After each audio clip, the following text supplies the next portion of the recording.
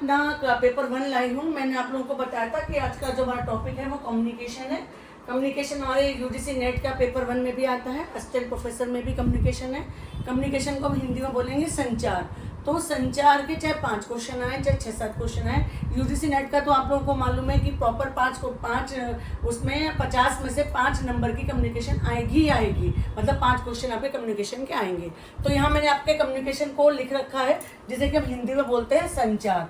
ये हमारे पार्ट 1 का जो पेपर 1 है उसमें संचार का हमारा पूरी एक यूनिट है, जिसमें से 5 क्वेश्चन आएंगे। आज मैंने आप लोगों की क्लास में हिस्ट्री विद बबीता शर्मा में मैंने आज यही दिया, आप लोगों का वेलकम करती हूँ।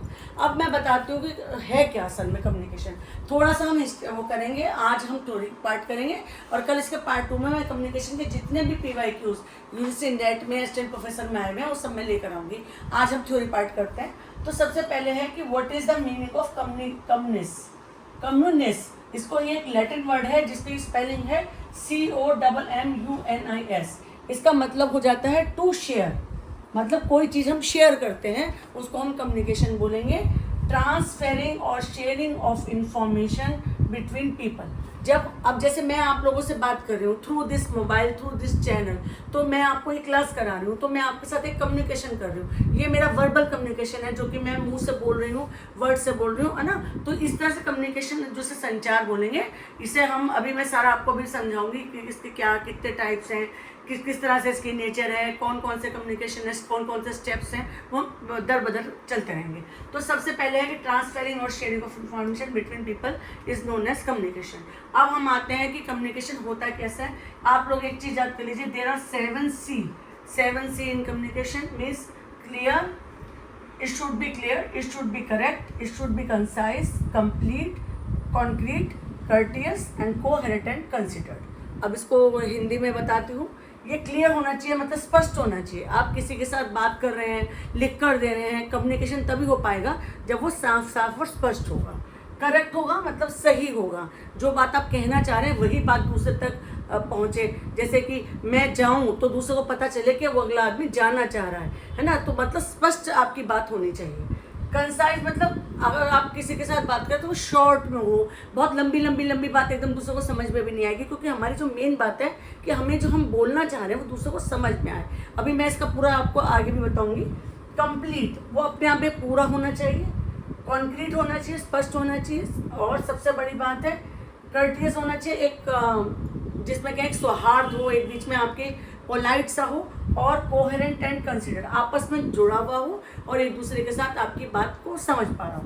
तो ये 7 C को इसको ऐसे ही लिख लेना। और इसके बाद मैं आपको बताती हूँ, एक मैंने ये पिरामिड सा बनाया है कि नेचर ऑफ कम्युनिकेशन क्या है। जैसे कि मैंने लिखा proactive, continuous process, symbolic, systematic, direct, reactive. मतलब इसमें क्या है कि आपका सिंबल्स भी आ सकते हैं, it's a life time continuous process हो सकती है, और ये सिंबॉलिक हो सकती है, डायरेक्ट रिएक्शन मतलब एकदम सीधी स्पष्ट बात दूसरे तक एकदम डायरेक्ट जाती है। तो ये आपकी नेचर ऑफ कम्युनिकेशन हो गई। क्योंकि जैसे मैं अब आपको ये क्लास करा रही हूँ तो आपको एकदम समझ में आ रहा है ना, मेरी आवाज़ समझ में आ रही है, मेरी आप मान लीजिए मैं गेस्चर कर रही हूँ, हाथ से समझा रही हूँ, मैं ये बोर्ड को ऐसे लगा रही हूँ, आप देख पा रहे हैं, समझ पा रहे हैं, तो ये कम्युनिकेशन है, ये वर्बल कम्युनिकेशन है। इसके बाद हमारे कम्युनिकेशन के एक टाइप्स क्या होते हैं कम्युनिकेशन के, बहुत important, very important, verbal and non verbal. Verbal and non verbal है ना। कम्युनिकेशन का जो सबसे मेन बात है कि वर्बल एंड नॉन वर्बल।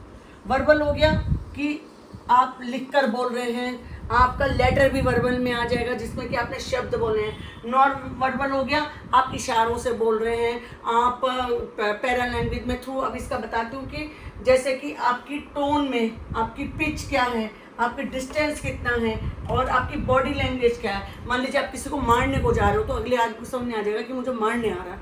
मान लीजिए आप बहुत धीरे से बात कर रहे हैं, आपकी आवाज़ में डर है ना, तो डर वाली आवाज़ भी समझ में आ जाएगी कि फियर लग रहा है। तो हम मान लीजिए आपने इस तरह से हाथ हिलाया तो इसका मतलब आप अभिवादन कर रहे हैं। इस तरह से आपने इस तरह से थम्स अप किया कि आप उसको शाबाशी दे रहे हैं। तो मतलब जिस तरह से मतलब गेस्चर्स में भी नॉन वर्बल आ जाएगा। और वर्बल आप सब लोग समझते ही हैं, रिटन कम्युनिकेशन, जो कि जैसे लेटर भी वर्बल में आ गया और बोलने वाला भी वर्बल में आ गया, जो हमारी भाषा है वो वर्बल में आ जाएगी।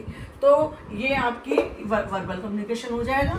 और वर्बल कम्युनिकेशन का ये टाइप्स हो गई। इसके बाद हमारा इसका किस तरह से काम करता है।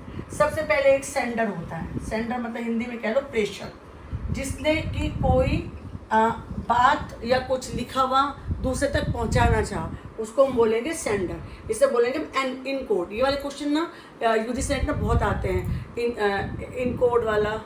तो जैसे कि मैंने बताया कि सेंडर है, तो सेंडर जो मैसेज भेज रहा है वो उसे हम बोलेंगे जब दूसरे को इनकोड होके जाएगा। तो मैं अभी पहले आपको मेन बात बता रही हूँ कि सेंडर प्रेषक हो गया, उसके बाद मैसेज हो गया कि हम क्या मैसेज देना चाह रहे हैं, संदेश क्या देना चाह रहे हैं, आइडिया क्या देना चाह रहे हैं। सेकंड स्टेप हमारा मैसेज हो गया। थर्ड हमारा चैनल हो गया। किस माध्यम, चैनल का मतलब माध्यम, आपका माध्यम क्या है, आप मोबाइल से कर रहे हैं, आप टेलीविज़न से कर रहे हैं, आप रेडियो पे कर रहे हैं, आप एसएमएस दे रहे हैं, या आप सोशल मीडिया फेसबुक ट्विटर या आप इस तरह से व्हाट्सएप पे बोल कर रहे हैं, तो आपका ये कम्युनिकेशन होगा, ये आपका चैनल हो जाएगा। और जब चैनल और ये हो गया तो हमारा चौथा आ जाता है रिसीवर। रिसीवर डिकोड होता है, जब दूसरे तक वो आपकी बात पहुंच गई और उसने उसे रिसीव कर लिया। जैसे कि मान लीजिए मुझे खाना चाहिए, मान लीजिए आपने ये चीज़ लिखी है, तो ये आपने मोबाइल पे लिखा कि भाई मैं घर आ रहा हूँ, मुझे खाना चाहिए। मान लीजिए हस्बैंड अपनी वाइफ को बोल रहा है, तो उसके बाद उसने रिसीव करा और उसने उसे खाना बना कर दे दिया, तो पूरा का पूरा मैसेज आपका कम्युनिकेट हो गया। उसने उधर से एक थम्स अप भेज दिया मैसेज के जवाब में, तो ये पूरी की पूरी बात आपकी एक कम्युनिकेशन हो गई, जो कि थ्रू मोबाइल हो गई। तो अब ना ये मैंने आज आपको बताया कि कम्युनिकेशन है क्या, कम्युनिकेशन किस तरह से होना चाहिए, किस तरह का वर्बल नॉन वर्बल है। कल मैं इसके सारे आपको जितने भी PYQ हैं असिस्टेंट प्रोफेसर के और यूजीसी नेट के लेकर आऊँगी। होप मेरे बस एक ही बात है कि मैं कहती हूँ कि आप लोग DM कीजिए, बताइए क्लास कैसी लगती है, और इसमें मुझे आप मोबाइल पर बता सकते हैं, DM कर सकते हैं, और लाइक ज़रूर कीजिए, जो भी हम करते हैं उसे लाइक जरूर कीजिए, शेयर कीजिए। नमस्कार, धन्यवाद।